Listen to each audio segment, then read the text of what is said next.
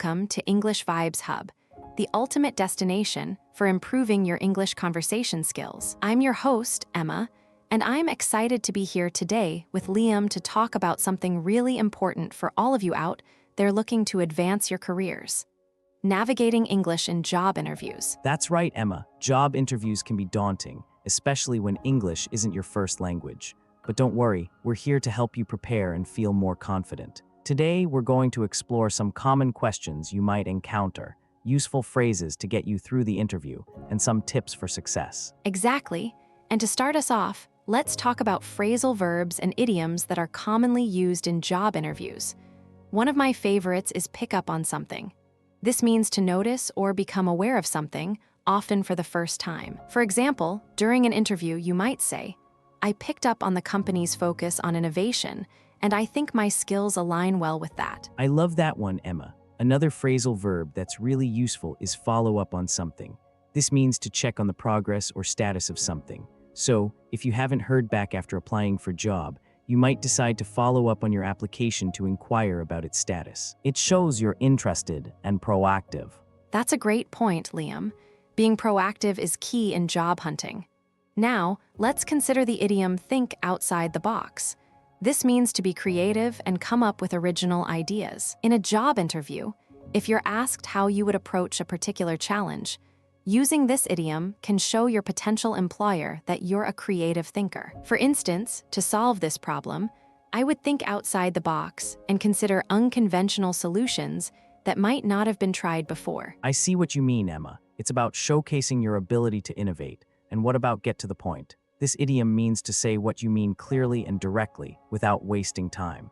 In an interview, it's essential to be concise and get to the point when answering questions. You don't want to ramble on and lose the interviewer's interest. Absolutely, Liam. Being concise and clear is crucial. Now, let's talk about how these phrasal verbs and idioms can be used in real interview scenarios. Imagine you're asked about a time when you overcame a difficult challenge. You could say, "In my previous role, I had to pick up on a new software system quickly, and then I followed up on my progress to ensure I was meeting the targets." It shows you're adaptable and diligent. That's a fantastic example, Emma. And remember, the key is to practice using these expressions so they feel natural.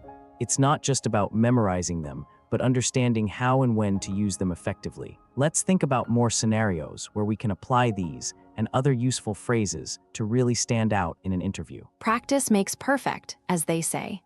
Let's consider a situation where you're asked about your strengths and weaknesses.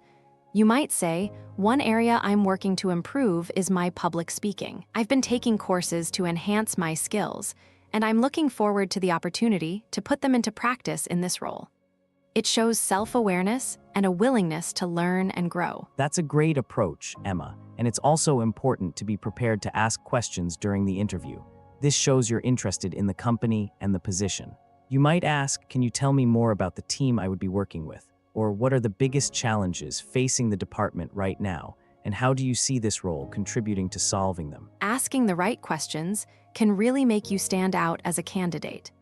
It's not just about answering questions, but also about showing your engagement and curiosity about the role and the company. Now, let's delve deeper into how to structure your answers to common interview questions, like "Why do you want to work for our company?" Or "Where do you see yourself in 5 years?" Those are tough ones, Emma. For "Why do you want to work for our company?" you could talk about the company's mission, its values, and how they align with your own goals and beliefs. For "Where do you see yourself in 5 years?" you want to show ambition, but also demonstrate that you're committed to the company and the role. It's a balance between showcasing your aspirations and reassuring the interviewer that you're in it for the long haul. It's about being honest and showing that you've thought about your career path. And remember, the STAR method can be really helpful in answering behavioral questions. It stands for situation, task, action, and result. By structuring your answer in this way, you can provide a clear and comprehensive response that highlights your skills and experience. The STAR method is incredibly useful. Let's break it down further and look at some examples of how to apply it in different scenarios. This will really help our listeners understand how to use it effectively in their own interviews. Let's consider a scenario where you're asked to describe a time when you had to work under pressure. Using the STAR method, you would first describe the situation, then outline the task you had to complete, explain the actions you took, and finally, discuss the results you achieved. It's a powerful way to tell a story that demonstrates your capabilities. I think that's a great point to expand on, Emma. The ability to work under pressure is something that many employers look for. By using the STAR method, you can show that you're not just talking about your skills, but you're also demonstrating them through real-life examples. Exactly. And it's also important to be ready to talk about your achievements and how they relate to the job you're applying for. This is where you can really sell yourself and show the interviewer why you're the best fit for the role. Selling yourself doesn't have to mean bragging, though. It's about confidently presenting your skills and experiences in a way that shows you're capable and enthusiastic about the position. Let's discuss how to achieve that balance between confidence and humility. That's a delicate balance, Liam. But I think it's achievable by focusing on the value you can bring to the company rather than just listing your accomplishments.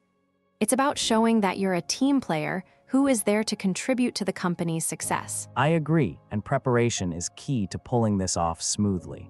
Researching the company, practicing your responses to common interview questions, and preparing any materials you might need, like references or examples of your work, can all help you feel more confident and in control during the interview. Preparation is everything.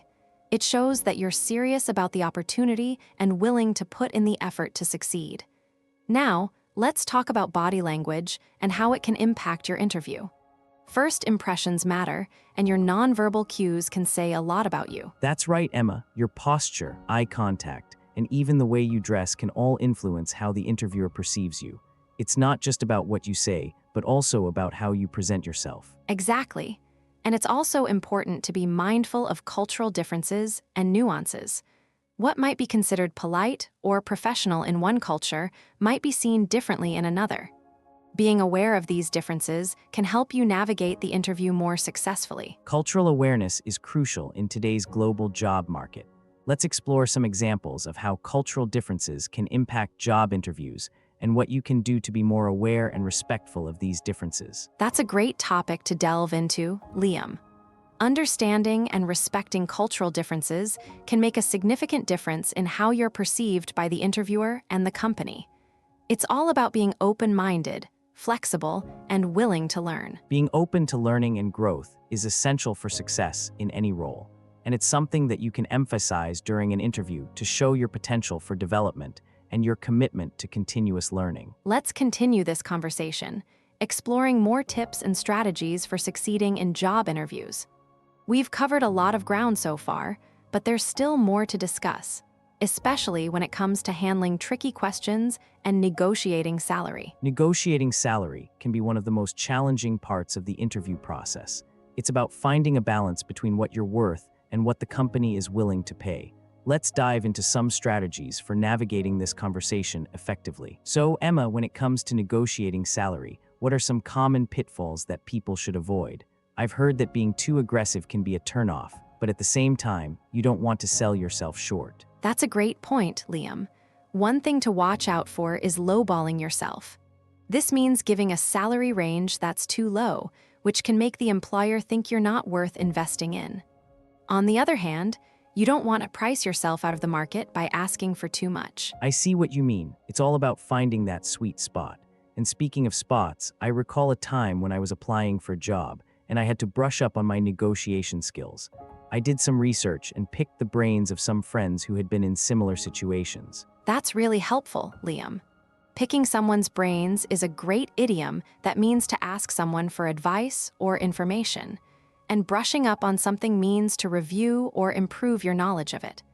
Another phrase that comes to mind is to be on the same page. This means to have a shared understanding or agreement with someone. Exactly, being on the same page is crucial in salary negotiations. It's about meeting in the middle and finding a mutually beneficial agreement. Now, let's do a role play to practice some of these skills. I'll be the employer, and you can be the job candidate. Sounds like a plan. But before we start, let's define some ground rules. We'll hash out the details of the job offer, including salary, benefits, and responsibilities. And remember, Liam, as the employer, you'll need to give me a ballpark figure for the salary range. All right, let's get started. As we hammer out the details, keep in mind that the ball is in your court. you need to make a strong case for why you deserve a certain salary. And don't be afraid to think on your feet and respond to any counteroffers I might make. Got it. I'll do my best to stay on my toes and negotiate a fair deal. Okay, so let's say the job is for a marketing position, and I'm asking for a salary of $60,000. But you, as the employer, are only willing to offer $50,000. Well, Emma, I think we can work something out. But first, let me ask you, what makes you think you're worth $60,000? What skills or experiences do you bring to the table that would justify that salary? That's a fair question, Liam. I have over 5 years of experience in marketing, and I've racked up a number of impressive campaigns and achievements. I've also done my homework on the company and understand the value I can bring to the team. I'm impressed, Emma. You've certainly done your due diligence, but I still need to balance the books and make sure we're not overspending on salaries. Can you meet me halfway and consider a salary of $55,000? That's a bit more reasonable, Liam, but I was thinking more along the lines of $57,000. I've crunched the numbers, and that's what I think I'm worth. Plus, I've factored in the cost of living in this area and the average salary for someone with my experience. I see you've done your research, Emma, and I appreciate your transparency. Let me think for a moment. Okay, I think we can shake on it and offer you $56,000, but that's as high as I can go. That sounds like a fair deal, Liam. I'm willing to take it or leave it at this point. But before we finalize the offer, can we touch base on the benefits and responsibilities of the job? Absolutely, Emma. Let's go over the details and make sure we're both on the same page. I want to make sure you have a clear understanding of what's expected of you and what you can expect from us in return. Sounds good to me, Liam. I'm excited to get down to brass tacks and discuss the nitty-gritty details of the job. And I'm glad we could iron out the salary issue and come to a mutually beneficial agreement. Me too, Emma. I think we've covered all the bases and had a really productive conversation. Now, let's bring it all together and finalize the job offer. I'm looking forward to it, Liam. And I think our listeners will really appreciate the insights we've shared today. We've peeled back the layers and given them a behind-the-scenes look at the negotiation process. That's right, Emma, and we're not done yet. We've still got more to discuss and explore in our next segment. So stay tuned, everyone, as we continue to drill down into the world of job interviews and salary negotiations. Welcome back to EnglishVibesHub, everyone. I'm Emma, and I'm here with Liam. We're excited to dive back into our conversation on navigating English in job interviews. Liam, let's pick up where we left off. What are some final tips you'd like to share with our listeners? Well, Emma, I think one crucial aspect is being able to follow up on previous conversations or meetings. This means sending a polite email or making a phone call to check in on the status of your application. For example, you could say, "I wanted to follow up on our interview last week and express my continued interest in the position." That's a great point, Liam. Following up shows that you're proactive and genuinely interested in the role. Another phrasal verb that comes to mind is back up. This means to support or confirm something with evidence or examples. In a job interview, you might say, "I believe I'm the best fit for this position, and my previous experience backs up my claim." Exactly, and speaking of evidence, it's essential to point out your strengths and achievements during the interview. This means to draw attention to something or highlight its importance. For instance, you could say, "I'd like to point out that my skills in project management have resulted in significant cost savings for my previous company." I love that example, Liam. Pointing out your strengths can really make you stand out as a candidate. Now, let's talk about the idiom think on your feet.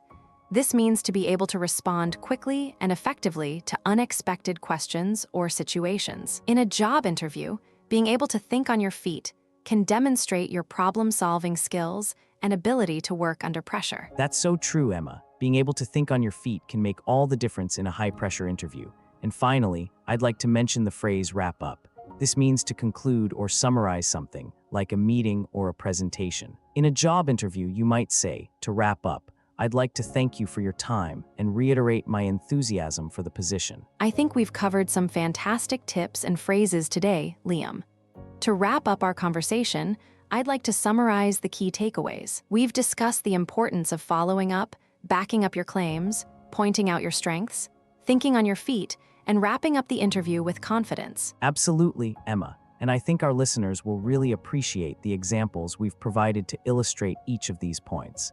It's been a pleasure chatting with you and sharing our insights on navigating English in job interviews. The same to you, Liam. I think we make a great team.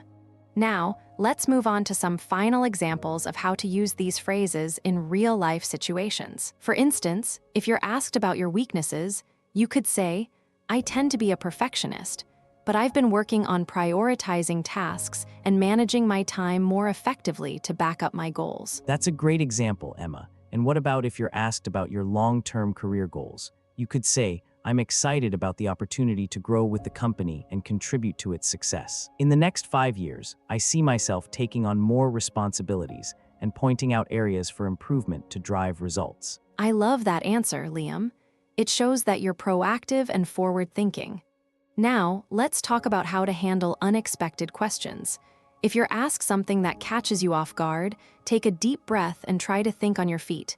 You could say, "That's an interesting question. While I don't have a direct answer, I can tell you that I've faced similar challenges in the past and have developed strategies to address them." That's a great approach, Emma. And finally, let's discuss how to wrap up the interview with confidence.